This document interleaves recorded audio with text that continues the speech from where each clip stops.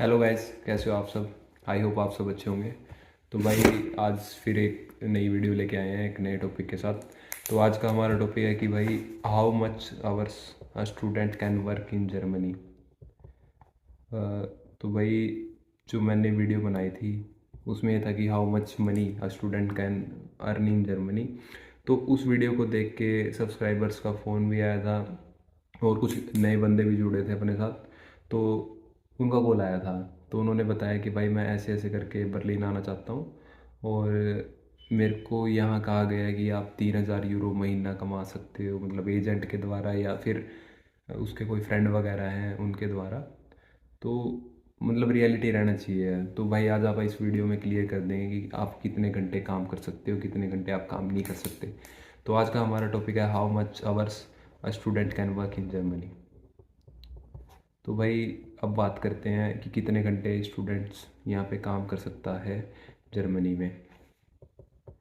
तो भाई according to German law, अभी मार्च 2024 में चेंज हुआ था, तो उसमें 140 डेज था। तो 140 फुल डेज था, वो 140 फुल डेज और 240 हाफ डेज। तो 280 हाफ डेज। तो 140 जो फुल डे यहाँ पे 8 का होता है, तो ये हो गया 2 3 ऊपर 1,120 घंटे आप काम कर सकते हो लीगली जर्मनी में। पूरे साल में है ये जो 1,120 घंटे है पर ईयर।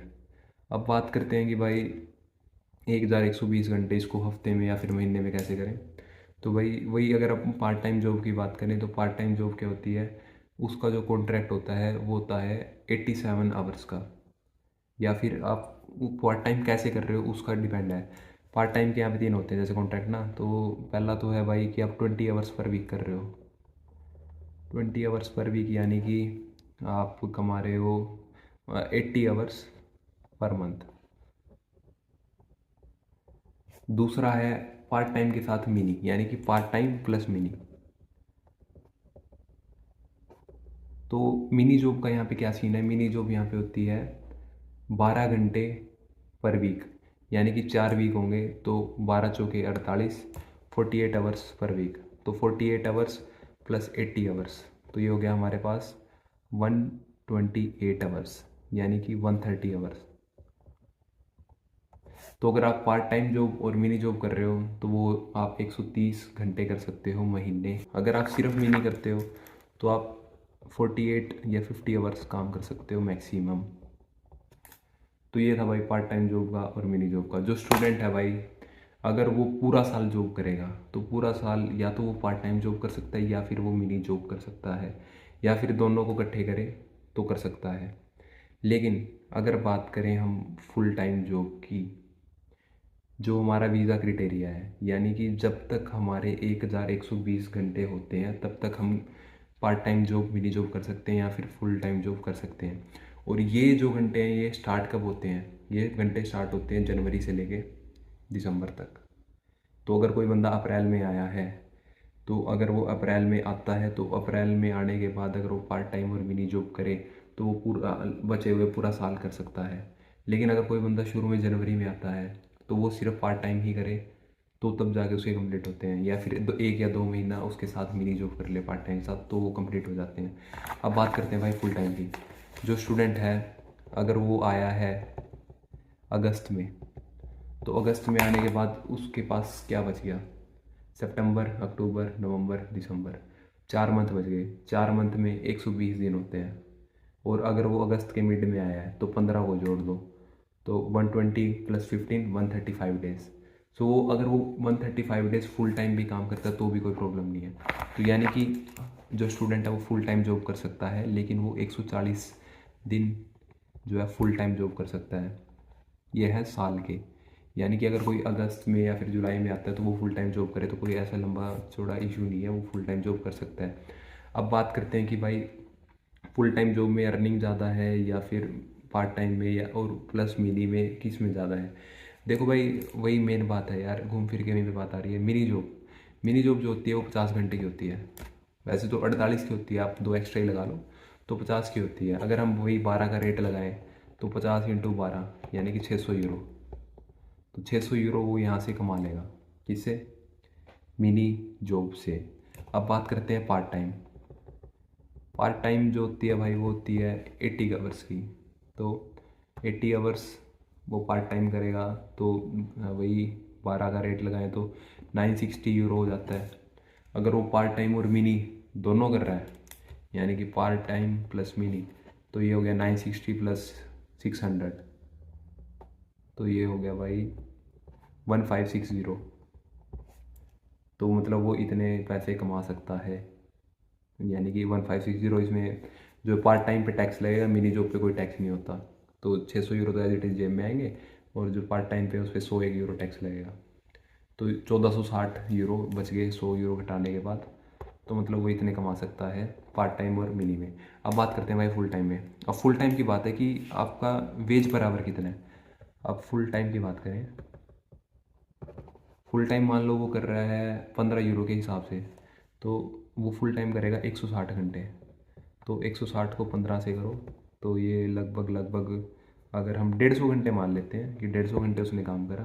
वैसे तो 160 होता है, कई बार अप डाउन हो जाते हैं, तो ये हो जाता है 2250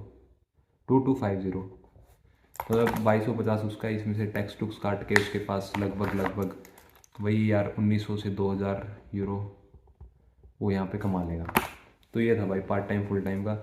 उसके जो जिस बंदे का फ़ोन आया था उसके डाउट ये थे कि यार मेरा दोस्त है वो 3000 यूरो कमा रहा है, कैसे कमा रहा है कैसे नहीं कमा रहा है। देखो यार, वो कैसे भी कमा रहा हो, चाहे वो ब्लैक में कर रहा हो या कैसे भी कर रहा हो, लेकिन हमें रियलिटी के साथ जीना चाहिए।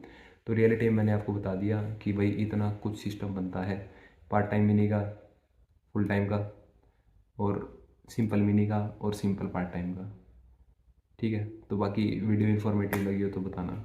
अब भाई कई बंदे क्या होते हैं, वो काम करते हैं मतलब पार्ट टाइम मिनी जॉब नहीं काम करते, वो फुल टाइम काम करना स्टार्ट हो जाते हैं। तो देखो भाई, अगर वो फुल टाइम काम करेंगे तो वो स्टडी पे अपनी पे ध्यान नहीं दे पाएंगे।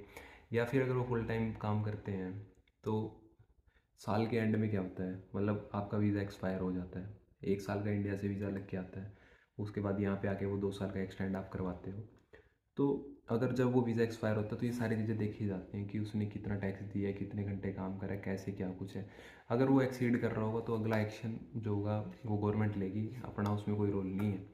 और रही बात भाई जो बंदे कैश पे काम कर रहे हैं या फिर जो रिकमेंड करते हैं कि भाई तू भी आ जा, तू भी कैश पे कर लियो, तो भाई पेनल्टी है सीधा।